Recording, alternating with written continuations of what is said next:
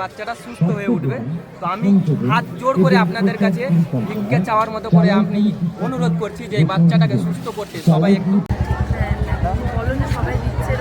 এই দেখুন সবাই এই বাচ্চা শিশুটিও এগিয়ে আসছে এই অস্মিকা দাসের পাশে। তো আপনারাও এগিয়ে আসুন এইভাবে। বাচ্চারা যদি এগিয়ে আসতে পারে, তো আপনারা সবাই যদি একসাথে আসেন, আমার বিশ্বাস তো এই বাচ্চাটা খুব তাড়াতাড়ি সুস্থ হয়ে যাবে। তো বারোদলের মেলায় এসে তো এই দাদাকে দেখুন নিজের বাইক বিক্রি করে দিয়েছে। ভাবতে পারছেন যে এই অস্মিকা দাসের পাশে থাকার জন্য, ছোট্ট শিশুটির পাশে থাকার জন্য এই বাইক দাদা নিজের বাইকটা পর্যন্ত বিক্রি করে দিয়েছে। তো আপনারা কি করছেন? আপনারা থেমে রয়েছেন কেন? কিছু কিছু করে এগিয়ে আসুন, তাহলে অনেক হেল্প হবে। আমি ফারাক্কা থানা থেকে এখানে এসেছি কৃষ্ণনগর রাজবাড়িতে এই বারোদলের মেলায়।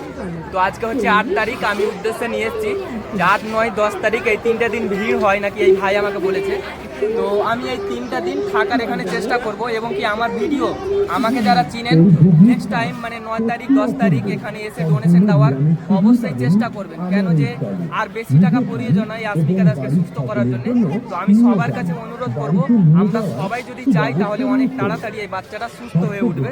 তো আমি হাত জোর করে আপনাদের কাছে ভিক্ষা চাওয়ার মতো করে আমি অনুরোধ করছি যে এই বাচ্চাটাকে সুস্থ করতে সবাই একটু